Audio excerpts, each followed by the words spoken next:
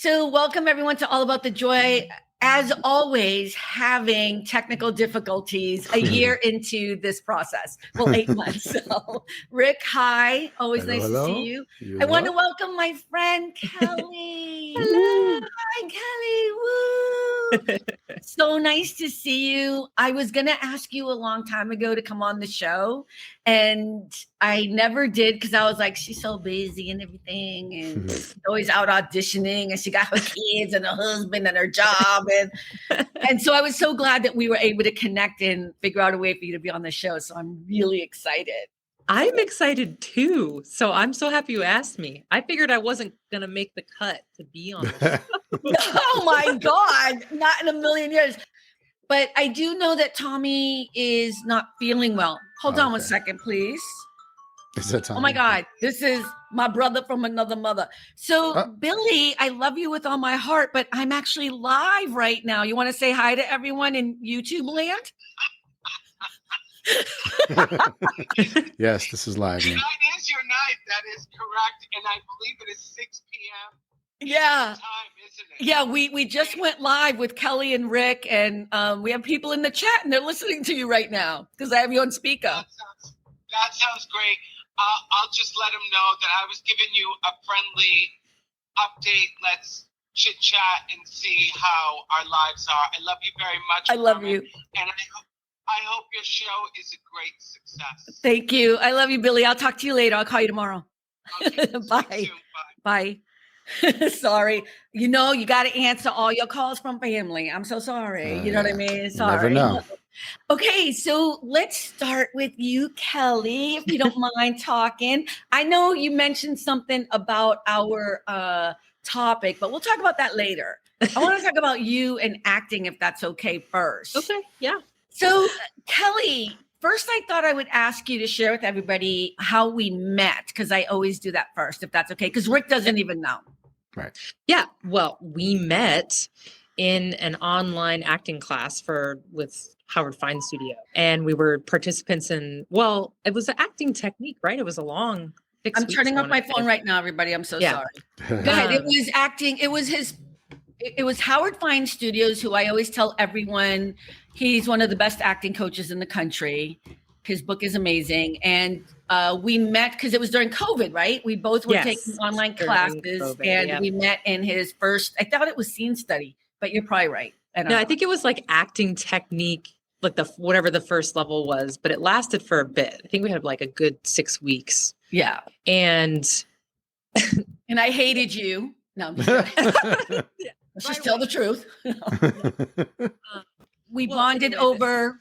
There was a incident with one of the other students that sort of, and then Carmen and I think you were being a reader for me for we had a self-tape these scene. And you have to tell people these people are not acting people. Okay, so self-tape is explain what that is. She's being a reader. So I have a script and there's 2 roles and I'm assigned 1 role, and then she's essentially being the voice of the other role. And then I was using my phone to tape myself doing this scene with responding to her voice, essentially, because she's off camera. So nobody's seeing her. And I sort of just took a chance. I was like, all right, but can we just talk about what happened? Right. And if we can't, that's fine. But with just the gossip. Stop thinking about it. And I know that sounds so terrible, but it was an interesting thing. And she just completely went along and didn't judge me for whatever I said. No, why would I? We were all feeling the same thing. I mean, basically we were all hating somebody in the class, and and it's a he. I think it was a he, right? Or no, it was a she. Oh, you know what? I'm so sorry. I hated a lot of people in the class, right?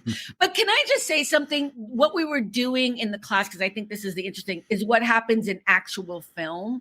When you see a close-up of an actor and he's talking or she's talking, they're usually speaking to the camera and someone who is reading to them, their scene partner. Mm-hmm. And I don't think people understand that, because when it's done so seamlessly well, you think you're just watching these people going back and forth because the camera work is going like that. So I was acting as a reader for her. Yeah. And spoiler alert, a lot of the times the other actor's not there.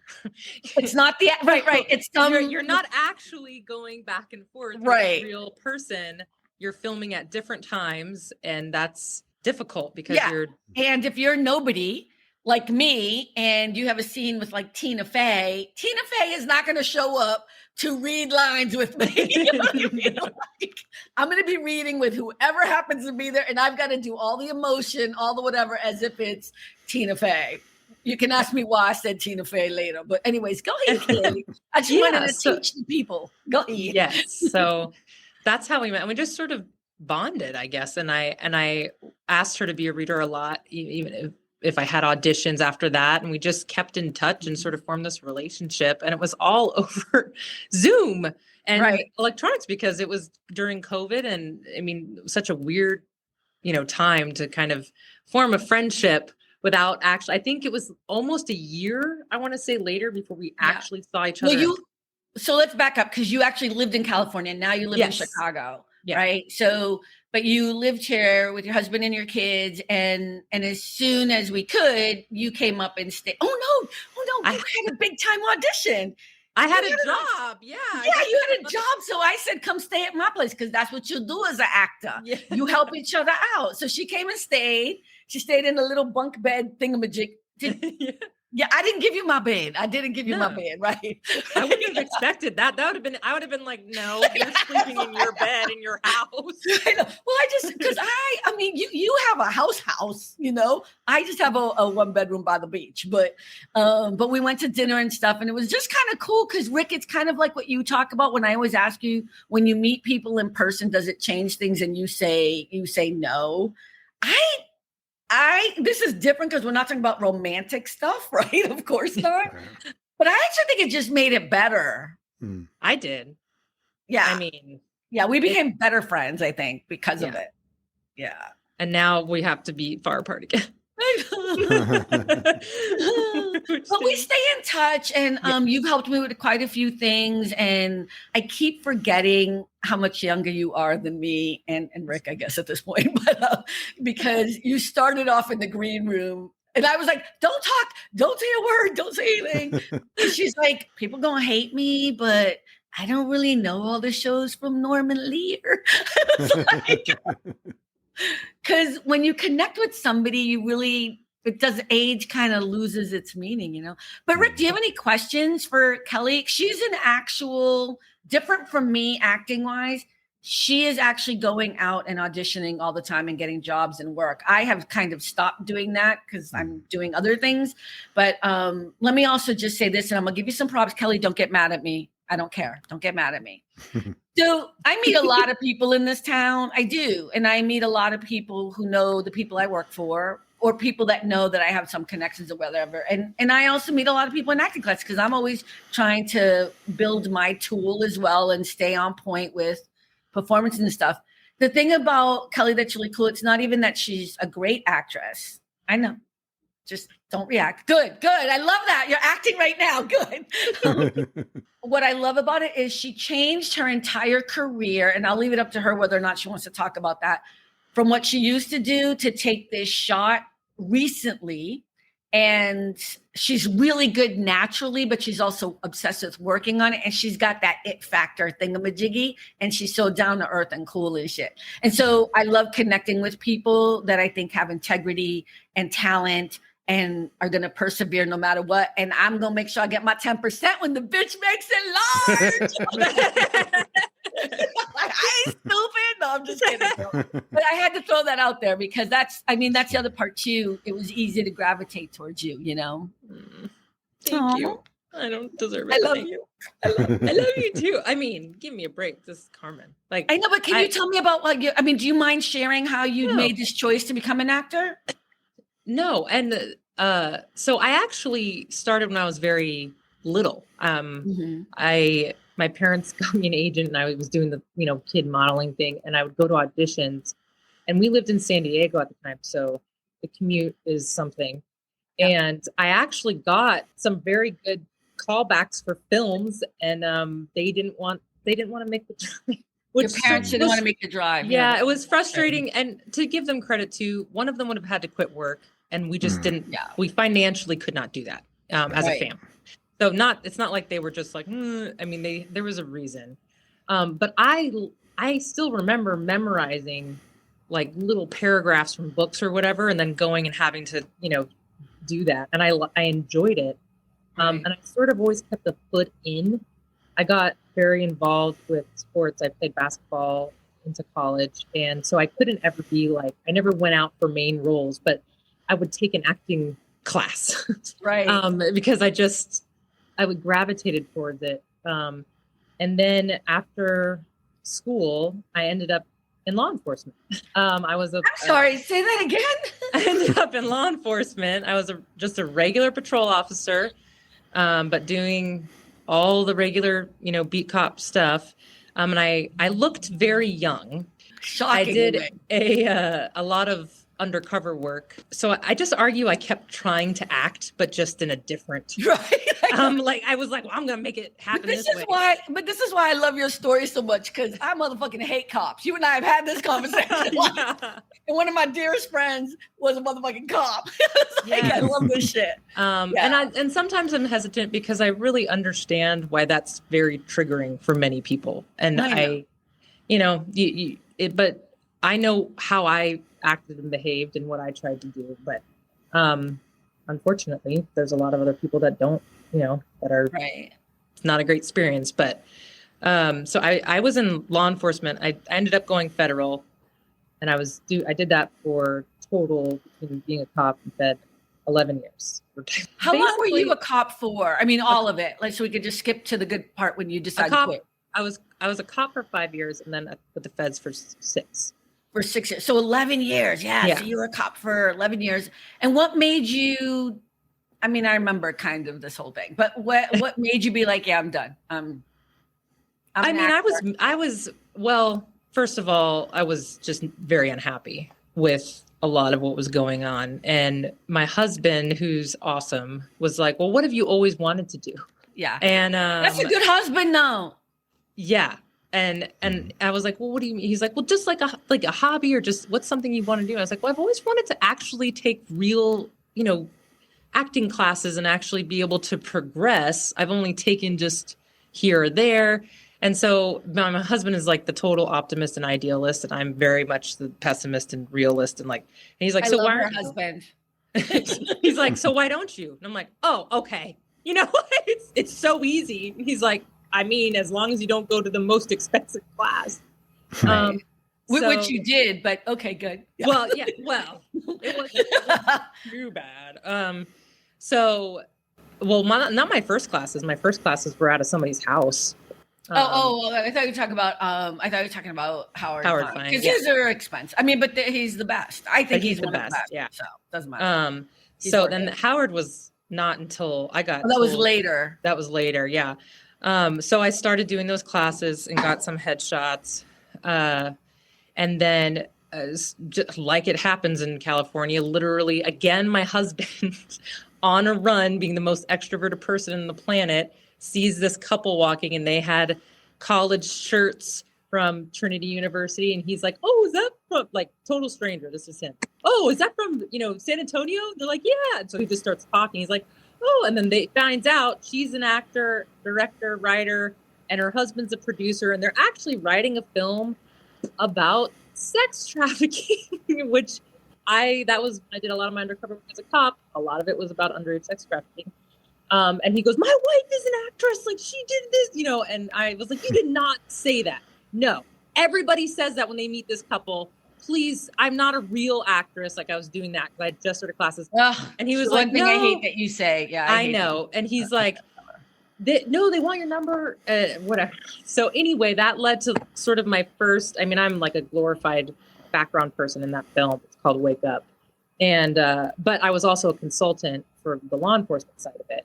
Mm-hmm. And so I met Janet that's Janet Perry, she's the director. I met her, and through that project, then she turned me on to Howard Fine.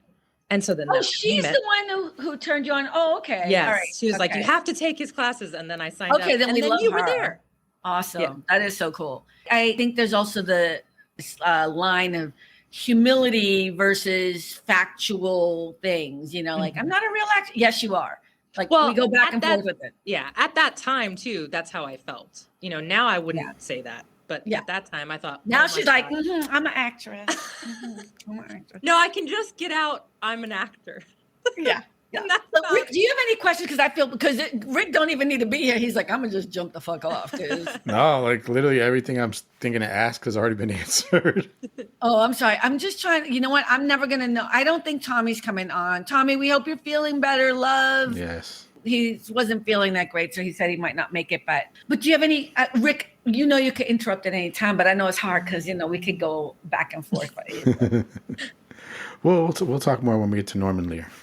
Oh, he don't give a shit about you, Kelly. He don't. No, I do. I'm listening. Are you kidding me? No. Well, we could intersperse it. I mean, I think for me, it's also this kind of idea that I love your spirit and that we connect and that you're so much younger than I am. And I was just reminded of that because when we were in the green room, we were talking about how you've never actually seen or watched a full show of Norman Lear. And you were like, I'm so sorry. I was like, shocked. And then I realized you're only in your 30s, right? You're like 30 something, 31 or something, right? So, I mean, thank you.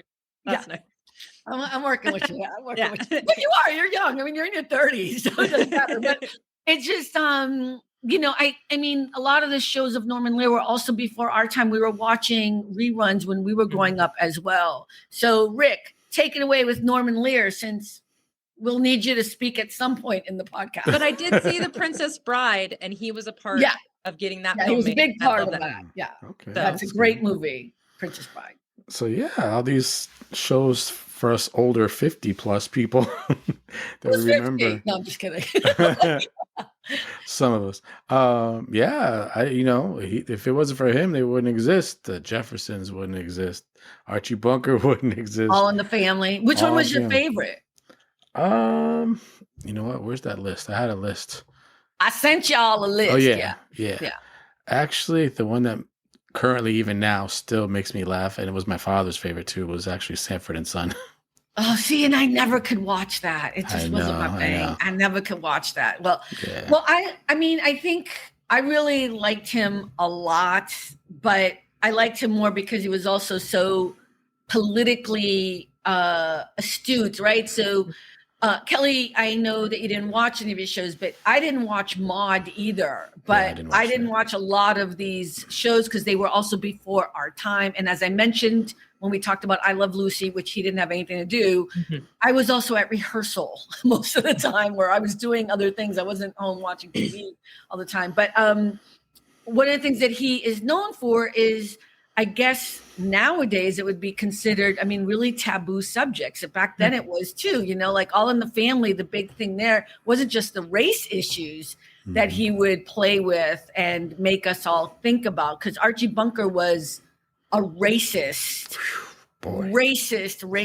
bigoted, terrible person, but you loved him because you wanted him to be better than what he was. You know what I mean? And you knew that he had a heart, but he was the epitome of just racism. You know what I mean? And also he was very sexist. His wife was supposed to be this, and this, Edith, and also she gets raped on that show, right? I mean, we don't see that, but she gets that was another taboo subject where she ends up that was a big deal for that show. So you're talking about the 70s, and Sammy Davis Jr. was on that show. There were just so many stars that came on this show, but it was really well done. And then all the spin-offs, which was Good Times and Jeffersons and I mean, Norman Lear, every show seemed to just do a spin-off of a spin-off of a spin-off, which is also unheard of today. It's not really common.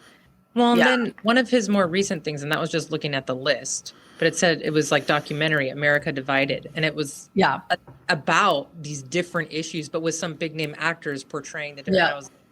Seems like he continued that trend, going forward all the way up to more, whatever, mid 2000s.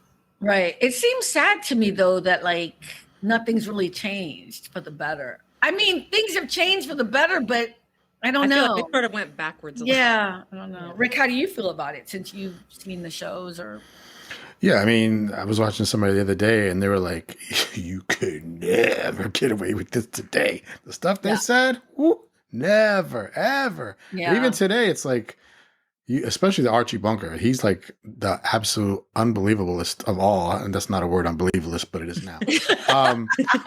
And oh my gosh, the stuff he said, it's like, what? Oh my, I Yeah. cannot believe you said that. But the part of him that was funny to me was, he didn't care. He spoke his mind. He did not care what anybody thought. He just blurted it out.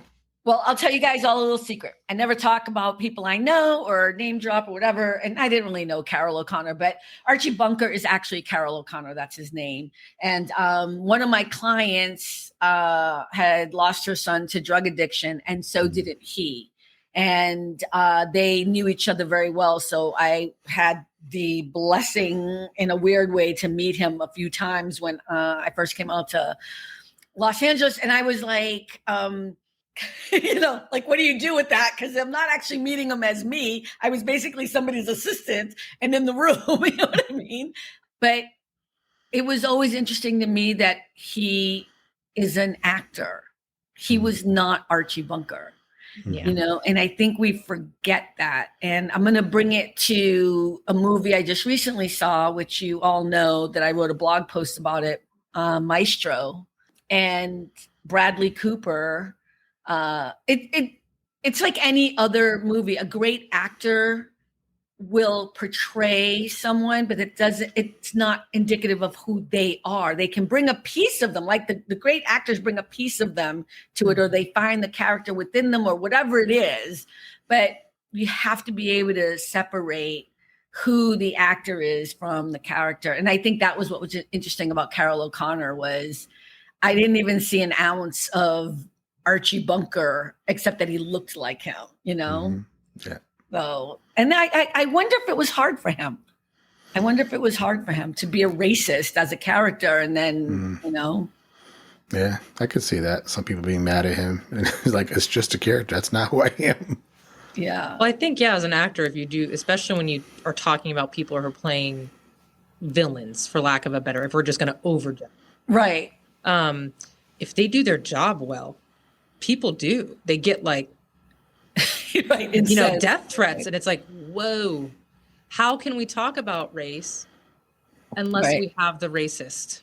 Like, if you don't have it, you can't show it. We have to actually show the reality and the truth, even if it's a little, but I don't think it probably was. But just the point is, we have to show this. Otherwise, there's no way to open up the dialogue. And so somebody has to be that role and do it in an authentic way, because otherwise it doesn't work. And he was so good at it because you also loved him. Mm-hmm. Like, even as people of color, we loved the show. We loved the show because it was talking about something. And I don't want to talk for all people of color because I was way too young. I was, 5 when the show came out, whatever, 7, right? We were all really young watching the show. But you remember it because everybody watched it. Everybody watched the show, and it was kind of like the talk of the town afterwards, or the talk of the next day, or whatever. People would talk about it. So you would hear all these adults talking about it, and it was just like must-see TV or whatever. I don't even know if it was on NBC. Plus, remember, back then, it's not like today where we have hundreds of channels. We didn't back then. It was only a few. Right. Is there anything that you do as an actor, Kelly, that you hate doing when you prepare for a character role? Is that too much in the weeds to ask you? But I'm just wondering. No, the most recent one I can think of, and it really was more of an audition. I didn't actually get, but I guess in my mind I got to portray the role for the audition, and then I got redirect, and essentially it was portraying this mom of a teenager. She's a single mom, and her daughter gets pregnant, and gets an abortion, and she is like, you can't do that. And I don't want to get into politics. I'm just saying that was the role. Yeah. And the way I approached it was, I am a mom. I have 2 daughters. Right. So you want to talk about, okay, how would I get into this headspace? I sort of approached more of, okay, what could have happened in my backstory to where this would seem like the worst possible thing in my world to hear my daughter saying. And I still had an element of, I would argue, warmth in there. And also just the conflict of loving my daughter, but just feeling all these things. And the redirect I got was to be very cold. Just, oh, that's hard. and that was, I went, wow, maybe if I weren't a mom. I was just gonna say, I'm not a mother, so I probably could have done it pretty easily. I'm like, okay, cool. So that was and that's like in the moment in the audition room. So you don't have like, can I have 20 minutes? You know, you're just okay. Yeah, and that's go the into it. part. And I mean, I did, I think my best version of that. I think probably for what they wanted, it still just wasn't cold enough. So I think sometimes when it's something where you have crafted a certain thing and then they're asked to just do the complete opposite and it feels like a really big stretch, that's when you get into the, can I get there? And maybe if I could argue all sorts of things, but I think that was a difficult thing for me. I think the worst, but I don't know if I would say that's the worst thing. I just think when it's something where you're starting to get into, I'm having a hard time finding the motivation to do it that way. But if that's that's your job, you're the actor and the director wants you to do it, it doesn't really matter. You have to find a way. You have to find a way. So, Brian, I see what you've written and I'm ignoring it. These are people that are not important, except for Tony, Cynthia, and Steven. Well, Tony and might Melanie. Tony's in the doghouse for today, I think. Oh, Tony's in the doghouse? Yeah, all right. Why? Because he was on. They were on earlier. Whatever. Now Tony's saying, "Hey, Kelly, no, that's not how it works, baby." When you said cold mom, I'm thinking that old movie, No More Wire Hangers. I don't know who that is. What is that's that? Oh my gosh. It was like she was, I think, an actress, and the daughter, she was just kind of cuckoo. I know what you're referencing, but I can't remember the title. Yeah. I can't remember either. Woo. Yeah. She was a cold Brian, mom. She is married with children, bitch. Okay, no. He's like, hi, Kelly, I'm Brian. No. Yeah. So Kelly, he's Brian and he's in Texas. That's all you need to know, baby. That's all you need. Yes, Mommy Dearest. Yes, that's what it is. Yes. Mommy Dearest. Right. We love Cynthia. I love every single opportunity of acting I can get. I mean, I know you're the same way. Like if somebody wants you to play something, you'll just do it. I don't think I've ever questioned anything. Look at Melanie. It's all about the editing. You're so right, Melanie. But I will say one of my heartbreaking moments was when I got a big feature film. I had a small part in it. And Kelly, you already know about this story, but it's a huge film with big stars like Tina Fey and Bradley Whitford and all of these. And anyway, I got to do this little piece. I was playing actually a cop who, a dog cop, whatever they're called. Oh, animal. Canine. Yeah. Whatever. I was whatever. And they were, and a news crew was interviewing me about a dog. I forget what the whole thing was because I blanked it out. But anyways, let me just tell you what happened. So I got this role all by myself. I didn't have an agent. It was a big time movie. It was a Ron Howard production. I go on set, and I get to go in a trailer to wait. That never happens. You don't get no trailer, nothing, right? So it was the end of the day shoot. I got to do the shoot and we had to do it outside on Melrose.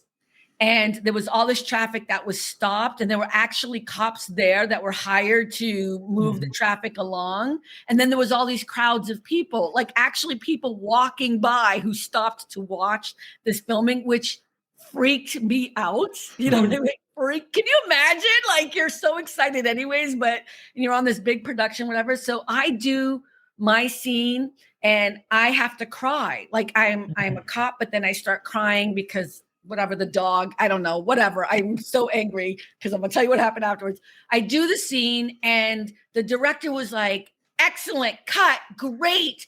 And they start watching the daily, like they watch it back, right? Mm-hmm. And my label or whatever it was, my badge or whatever it was, no, there was like it had a nameplate. Yeah. It had fallen while I was talking. It wasn't secure. So I had to do it again. And, I had to cry and everything. And I was like, okay, I got it. I can do this. He's like, you sure? I'm like, I'm good. I'm like, can I just have some water? And like 5 people come with water. I'm like, thank you. You know what I mean? We take a minute. I do the scene again, and it was even better. It was awesome. It was great. I leave, people clap because they know I've been waiting all day. They know I'm a nobody actor. They know how stressful it was. We did the first take, it was great. The second take was better. That doesn't normally happen, right? Like, especially if you're a nobody actor. I felt so good about myself. I was like, I am on point. This is the beginning of my life. I knew all this time in Hollywood. Here it is. I got cut from the fucking movie. I got paid for the motherfucking day, a lot of money. But I mean, like a day of work, I forget, it was like $1,500 or something. And I had no agent or whatever. So it was amazing money, right? Because I am a SAG actor. But I knew I reached out to the producer because no one had reached out to me. And usually within like 2 or 3 weeks, you kind of know when they start doing the editing. Oh, Brian, please. You know, you'll hear about it. So it was like 6 months, 7 months later, whatever. And, you know, they told me that I got cut. And they were like, it's not you. I'm like, it doesn't matter. Like, it's like, yeah. Right. Well, my scene was supposed to be, I don't know if it was Tina Fey or Bradley Whitford or who it was, but they were supposed to be walking into their hotel room and they were going to catch the news and they would see this spot and then move on. You know what I mean? And it would have something to do with their next scene. So it wasn't like a big part, but it was to me. You know I mean? Yeah, of course. And you get cut for a lot of reasons. I mean, I edit now this little YouTube thingamajiggy that we do, and I edit shit all the time for the audio that Rick probably doesn't like or whoever doesn't like or whatever, you know. Well, you know what I'm saying? Like you edit things for a reason because you need to make it tighter or whatever. Right. But I went and saw that movie by myself because I wasn't even invited to the cruise show or nothing. Which I thought was mean. I thought they should have invited me to the premiere or whatever. You know what I mean? Like, because they do the cruise meetings or whatever, but it's okay. And they thanked me in the movie, whatever, you know, like in the credits, not in the movie. But I went and watched that movie, which was the stupidest thing for me to do because I cried the whole time. I was sitting in the theater alone. I know, because I was so sad. But let me tell you something. That's the life of an actor. Yeah. And it's not like today where you can get the DVD with all the deleted parts, you know. They didn't really probably have that back then, did they? Yeah. I mean, I'm sure somebody has that. And something when I do make it big, they're going to come out with it and everything. But no, I don't know. I mean, I think they get rid of all that. But, you know, I mean, why would they keep it? I guess I could have asked for it. And that's something I did because I was so in my feelings about it. I was so upset about it. And I waited too long because I thought it would be in the movie. I was like, well, I'm half the movie. So I don't need. So it was a mistake I made, but yeah, that will always be my most heartbreaking moment in LA.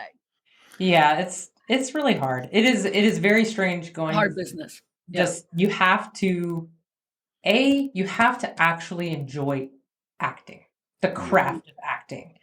I mean, I know we can talk about people who just got famous to be famous and they've had success, but when you think of the actors who are the really good actors, right? None of them got into it because they're like, I'm going to win an Oscar. They love acting. And if you don't, because it is the weirdest thing to do if you don't love it. Like I would say, you know, Howard Fine says this, do anything else. You have to love acting. You have to love acting, which I genuinely do. And especially I love acting, but I don't like auditioning. Well, yeah. I like auditioning live. The Zoom stuff is difficult for me, and I think I'm, you know, that's it's newer. A skill. That's newer now. It's a skill, and we have to do it. That's a newer thing. I've booked jobs with the Zoom callback, so like I've you know been able. But even if you have the most, you know, blank reader, you know, like they're giving you nothing in the room, which is fine. Right. It's still easier for me to give something to that than just. Because even when I'm doing Zoom, like I can't, if I look right at the camera, I'm not looking at Carmen. I'm looking at a little hole in my camera, you know, like, so you want to connect with somebody and go off whatever. And it's sort of difficult. So auditioning is really hard, but I do really enjoy it. I love being able to love acting, but I like theater. You like film acting. I do, but I love theater too. I just, right now, I'm trying to TV and film more. And I don't have a lot of theater training. But Rick, you love acting. I mean, I've never done it, but I mean, You I want enjoy to. the whole process of it. I've actually listened to a bunch of them lately that said like, what you guys were just talking about, how now it's all on Zoom, it's all on video, and they're like, it's just not the same, and like, you're trading the nervousness and they're gonna like me, and be surrounded by people by being in the comfort of your home. But again, you can't see somebody, you can't play off of nobody. It's just you're It looking at just the depends stupid on what you're camera. looking for. Because Yeah. Brian, I'll answer your question in a minute. I think the difference that's really great about it being on Zoom or whatever, on camera or recorded or whatever, is you do get to see what somebody looks like on camera, which is Yeah. actually what they're looking for when you're doing a film or TV show. You know what I mean? Of course, everything changes with lighting or whatever, and it's a lot for an actor to have all that. But SAG just part of what they put in this new contract was provisions that people don't have to have an elaborate setup in order to audition, because that's been costing actors a lot of money and also a lot of jobs, Yeah, and Cynthia asked, I used Cynthia once to read. That's right, because I was having a tough time finding someone, and she read with me so I could audition. Brian, That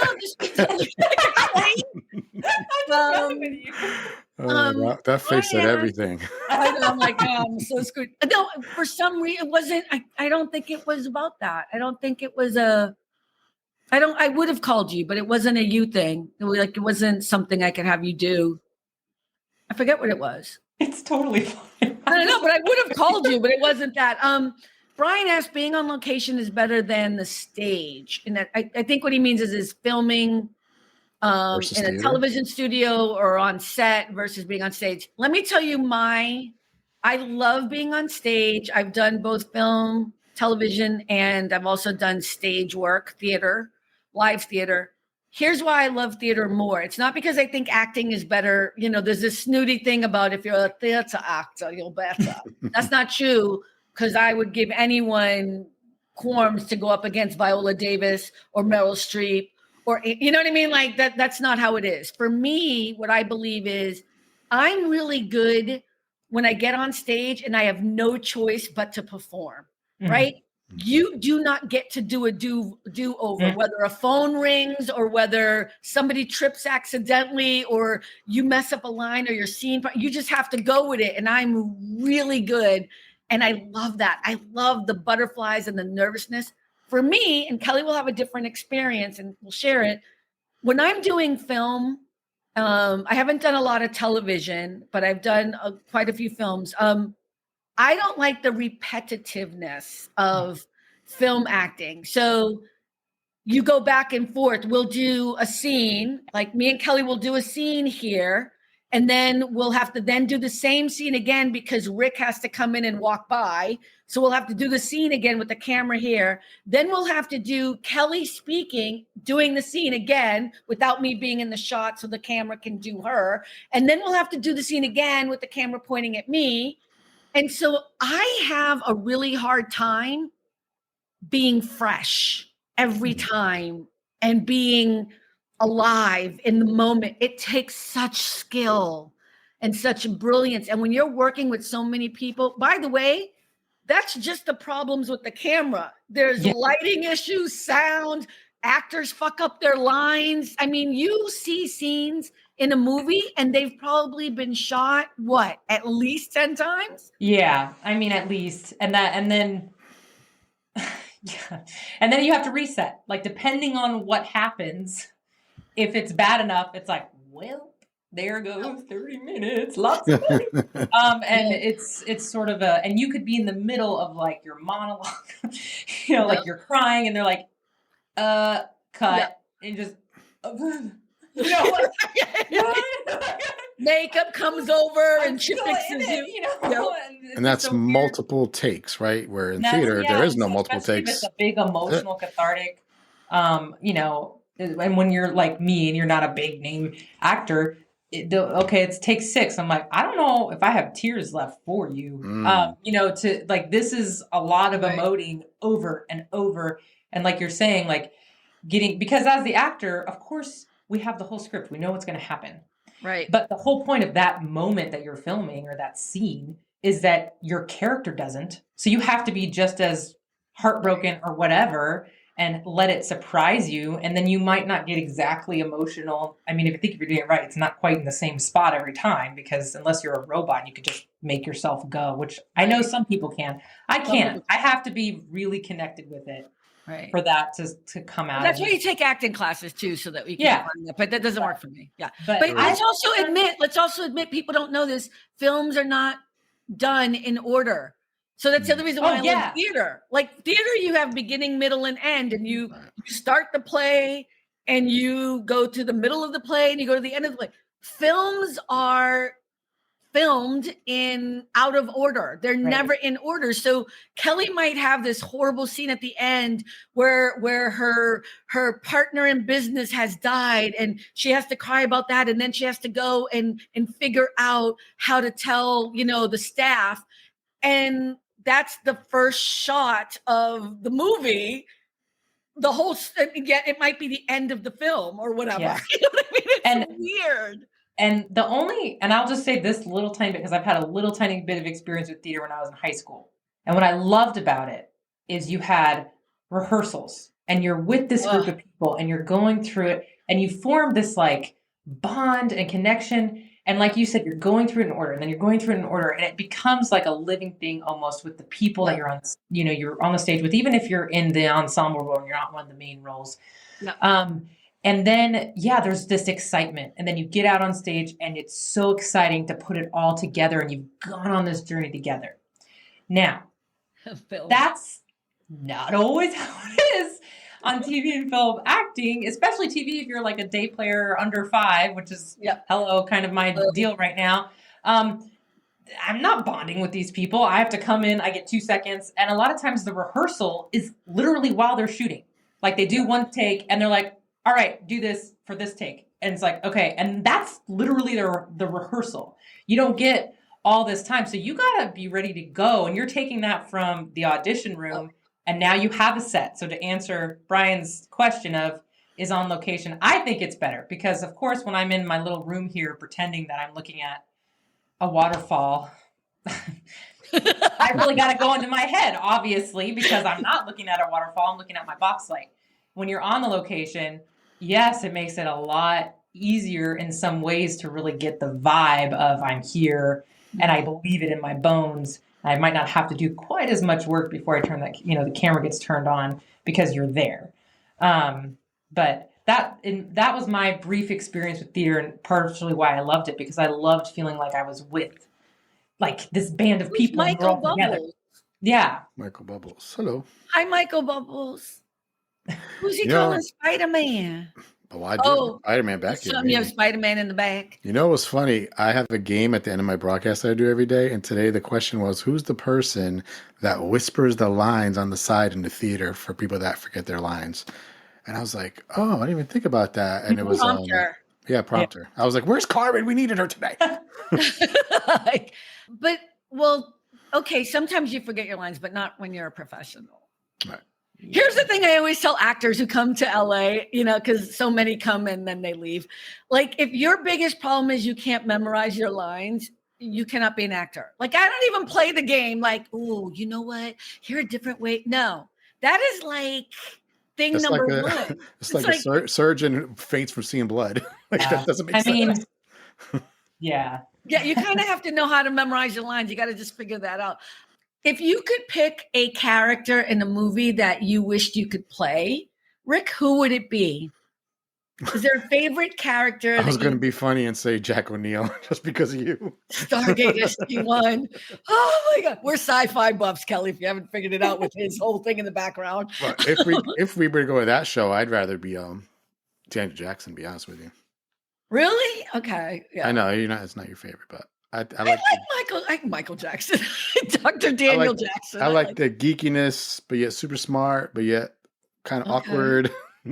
So you would like to play that role, like if you like in that show, it's like Star Trek, but not Star Trek. It's Stargate, like the movie. Okay, so you would want to play that role for all 10 seasons. Yeah, I should be Vin Diesel. He said Rick should be Vin Diesel. Oh, it's so funny. I need a lot deeper voice. I know. Kelly, what role would you want to play if you could have played any role that's already been done? Wow. It could be film or television. There's no- Well, TV role that I can think of, and when I say I grew up watching this, when I realized it, I was like, I don't think I should have been allowed to watch that at that age, but I would be Scully. Oh, X-Files. From X-Files. I used to watch that with my That's a dad when I was great like 10. one. And my mom used to be like, Rick, don't let her watch that. But I loved that show. Yes, we love that show too. We love that show too. I mean, Gillian Anderson is amazing. She's an amazing actress. Oh she's amazing. And she's just like, not that she was bad before. Obviously, she was amazing before. And then she just keeps doing amazing things. Well, because she's grown as an actress. I mean, she's just an incredible presence. But you could see it even like if you watch the pilot, because I watch that every once in a while too, because it's free on Comet or free on Pluto. Right? She'll just like laid up at night, watch it, whatever. And they had the pilot on, and I was like, oh my God, they were so young. Yes, I know. Yeah. Yep. I say that, but yeah. It's so amazing. I mean, I'm trying to think of, I feel like there's so many that I just go, now, so my brain goes blank because there's too many that I would want to play. But that one came to my mind when I was thinking of TV because. Yeah, that's a great one. I love jealous. I didn't think of that. Investigative and scientific element of it. I love that. And especially her to Mulder. Obviously. Yeah, that's where I would have failed because I would have not been able to say all the words that she says. You know what I mean? Like. But yeah, no, I actually was thinking about, I wished, this is going to be weird, but I loved the movie, even though it should not have been better than Color Purple back then. But Out of Africa, I wish I could have played the Meryl Streep role with Robert Redford. I'm just saying, we all have our reasons. No, but I mean, any role that Meryl Streep does, and now I look at Viola Davis kind of the same way. Yeah. The ability to take on any role and make it so exquisitely brilliant. And every time I think of her, I mean, I don't know if I could have ever I wouldn't even touch Sophie's Choice, right? Meryl Streep and Sophie's Choice is crazy amazing. I mean, she's amazing. But I think I could have done some damage on Out of Africa. I don't know if it would have worked because, skin color thing and everything. But I'm just saying, if we could be out there playing, and the love interest. Yeah. But yeah, what, Rick? I know you're trying to say something. No, I was just going to say, maybe in the future they'll do like a sci-fi version of Out of Africa, and then you could be Oh, no, a sci-fi version. Did you ever see Out of Africa? Yes, we talked about this movie. Yeah, I was mad because Color Purple didn't win awards because of that. Anyway. I know. Ooh, Color Purple coming out though. Yes. December 25th. I know. I would also, and this is probably going to sound funny, but because I know my type, which is always like procedural, which I get. But I would also like to play, I'm thinking of, there's two roles in The Help that I would like to play. Jessica Chastain's role. In The Help. Yeah. In The Help. I can't remember her character's name. Yeah. But I mean, in that movie is just the acting across the board is amazing. And obviously Viola Davis, isn't it? Well, that's what she won. She didn't win for that. Not for that one. No, she won for the movie with Meryl Streep and The Nun. That's where she won her first Oscar. Doubt. That was so good. And she had her screen time was like 2 minutes. It was like ridiculous. It wasn't that much at all. As an actor, like when you see somebody, you go, she was barely on the screen, and you remember, like it just like imprinted on you. You know what I mean? And I was just like, why is this woman not in like everything? Yeah, she is now. Well, yeah, now she is. I mean, obviously, but she is at now. that Viola time, Davis I don't know that she was as well known as she is now. No, she wasn't. That's when she first started. I mean, that's when we were starting to get to know her. But okay, here's my question. Is there a role you'd never want to play, Rick? I would play anything. In my perfect world, I think I've told both of you this. In my perfect world, if I could work as an actor, never audition ever again, because I don't ever want to. I'm not going to audition anymore. That's why I'm creating my own space. You know what I mean? Like I hate auditioning, but I would want to be like a Klingon in Star Trek, and only like the cult know who I really am. Like I've always thought that if I were going to be an actor, it would be as, with amazing makeup or whatever, and like in a way not hidden, but only real people who know the show or the movie would know it was me. Like that would have been my favorite. Because the idea of being unable to walk the street because like you're so famous, that would make me nauseous. Like I've seen it. I've seen people. I mean, I work for people who have to deal with that. I used to have to really deal with it, but I wouldn't even want that. Brian just said, I'd love to play a villain or a villain's right-hand man. Yeah, that I could see. Or Jim Holden. Who's Jim Holden? Oh, he's talking about the Expanse. Look at the preview. Oh, I've never seen the Expanse. Yeah. A role that you guys would not want to play, if any at all. I don't know that I have one that I wouldn't. I feel like it's such an actor thing. I want to try. I want to try everything. Right. Oh, just give it to me. Let me see what I can do with it. I actually think villain would be really interesting, especially if you had a lot of like a really great story. Where you had an actual like a 3-dimensional villain. You know what I mean? Somebody that's got all this going on, and there's a reason why they kind of got into and became the way they did. I would love to do that. Right. The first time I had an issue when I didn't have an issue, but they asked me, I did a short film, and it was in the beginning, this was years ago, in the beginning of when we were starting to talk about transgender. And I played like the aunt of the person, the lead, who is transgendered. And that was a big deal in the audition. Like, would we have a problem? And I was like, I was confused as to what the problem was. We had read the script. Like, why would I be here? But I remember that being an interesting, because short films are a little bit different. When people are doing independent films, they want to make sure everyone's comfortable with the subject. But I thought it was weird that they asked after they gave us the script and the sides. Like, if you didn't figure it out, you know what I mean? Like I remember when I met with an agent, they were like, would you do a nude scene? Would you do, a lesbian scene or whatever? I'm like, are you paying me? And it's tasteful. Yes. Like if it's Steven Spielberg asking me to do like a nude scene, yes. But if it's like a porn thing, no. I think if it makes sense, within the framework and the story of the character and the whole story as a whole, okay. But if it's just, gratuitous, just so that we can get the shot of someone in lingerie. No. What would be wait, Ricky, you going to answer the question or not? Only thing I could think of is if, not that I wouldn't mind trying to play a villain, but if it's something where it's a murderer and you're seeing me actually murdering somebody, like really violent and gross. It's a character though. I know, but then like I don't want the rest of my life people like, oh, I remember you killed that girl. Like it would just be weird for me. Because that would mean you're a great actor because they remember you. I would play a murderer in a heartbeat. What would be the most challenging role to play? Oh, that's a great Brian. That's a good question. I guess it would have to be something that is completely opposite of who you are. Maybe. I think for me, which I've thought about this, definitely agree with what Rick just touched on. Something that's very opposite you in in whatever your sort of baseline personality is. But I found that you can usually find that if you access, but when I'm with my kids, I'm like this, or when I'm buzzed, I'm like that. So how do I tap into that energy, but not because I'm buzzed, but because I'm using it for the character? But I do agree with that. I know for me, if I was playing a influencer, if you're doing the stereotypical Gen Z influencer, that would be hard for me because that's hard for me to access and I'd have to figure that out. I love you said Gen Z. Are you Gen Z? No, I'm just kidding. No.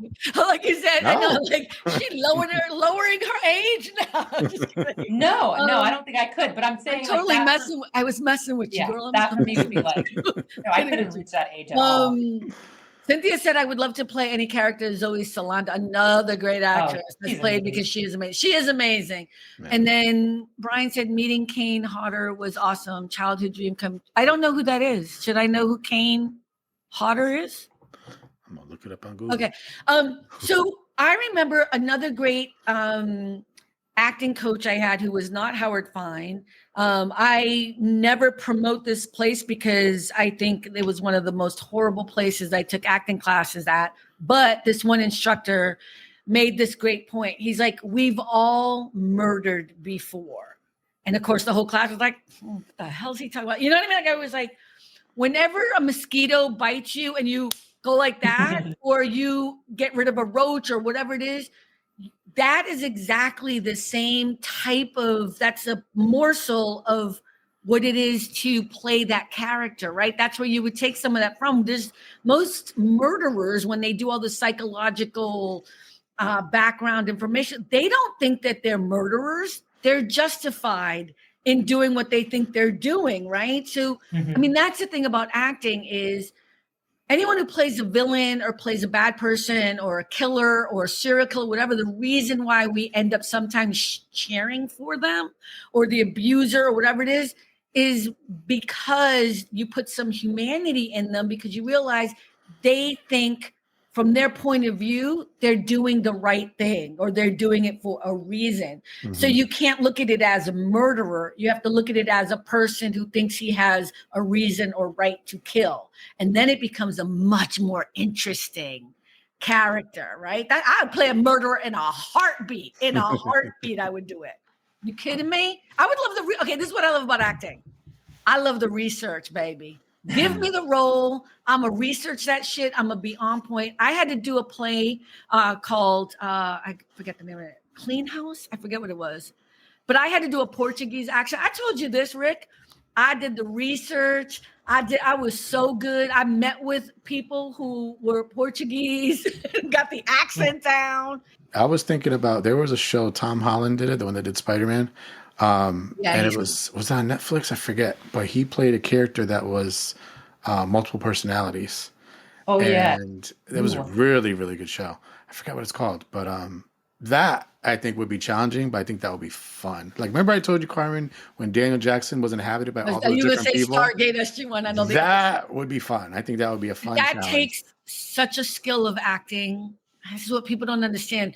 Yeah. So in Stargate SG-1, Daniel Jackson, the character, walks into a ship and he inhabits the souls of people on the ship.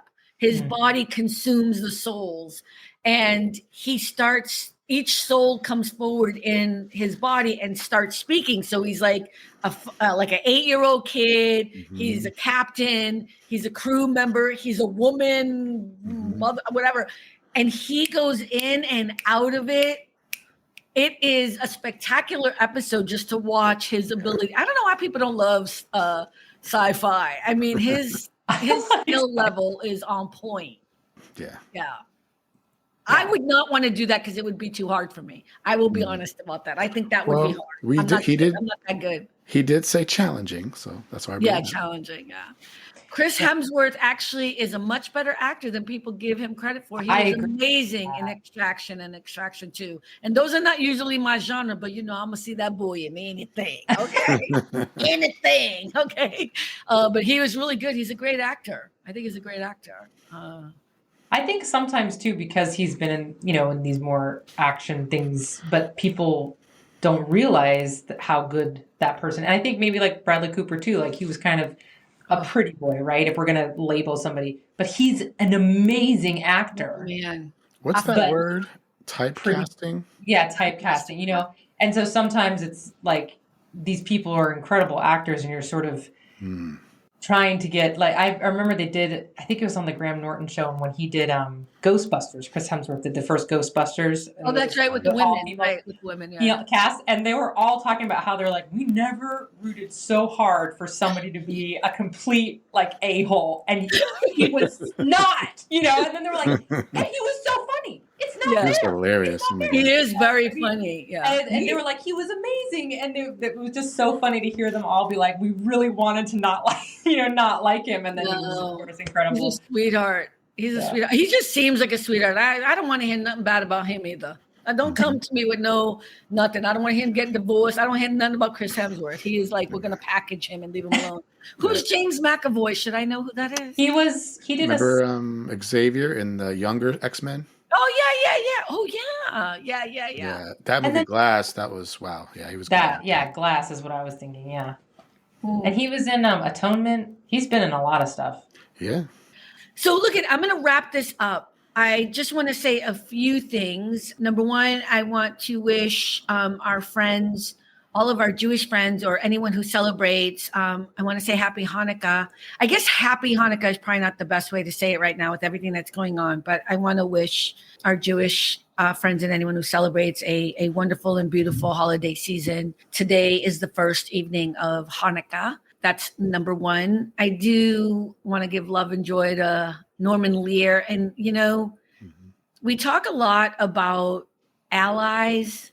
We kind of throw that word around, but he actually was somebody who took all these risks at a time back then when you really shouldn't have been able to. And I just hope we can all be more like that, taking risks to do the right thing no matter what, to showcase people who are marginalized or treated badly just for being who they are and existing. Kind of like Gene Roddenberry. Do you mean to interrupt you? But yes, same thing. That's a great point, just like Gene Roddenberry. I mean, so I just want to say those things. And then the other thing I'm going to say, which I always say, is Facebook people have been adding on the page. Rick, I think in the past, week, we now have 80 people. I had 5 people on Facebook, and now we have 80. So thank you. LinkedIn people, love you so much. YouTube, we can have some more YouTube followers, please. I would appreciate some more YouTube followers, but you know what? We're just really grateful that you guys come. Kelly, thank you so much for coming on the show. I hope you'll come again. Yes, I will. I mean, thank you so much for having me. And nice to meet you. Will you come on when you get your first nomination and everything? I just want that recorded. Yes, I will. Yeah. With the thing, with the Oscar, my name in the nomination list, really tiny. There it is. Yeah. I want to thank Carmen for reading with me. You're not gonna remember me. She gonna be like, her people gonna call me and be like, we have changed our number, and no, she don't know what you're talking about. She knows. That's not how. I mean, I think that's one of the things that I'm grateful for about getting into it at this point, because I actually want to do it, and I feel like I have some type of grounding. No, you have people who support you because we believe in your talent, and we're not gonna bullshit you, and you know what I mean? I think that's the hard part, is people, whatever it is you want to do in your life, you have to get the right people around you to support you. Not just anybody, not just everybody. You got to get the right people who are going to tell you the truth and who are going to say to you, we love you, we think this is good, we think this is bad, but we're going to be here no matter what. And I that's the only kind of people I want in my life. I don't know why Rick's here, but he got something. I wasn't really kidding. Thank you, Michael. I appreciate you stopping by, and we will keep shining our light. I don't know how powerful it is, but thank you. Good night, everyone. Thank you. And remember, it's always all about the joy. Bye. Thanks for stopping by. All About the Joy. Be better and stay beautiful, folks. Have a sweet day.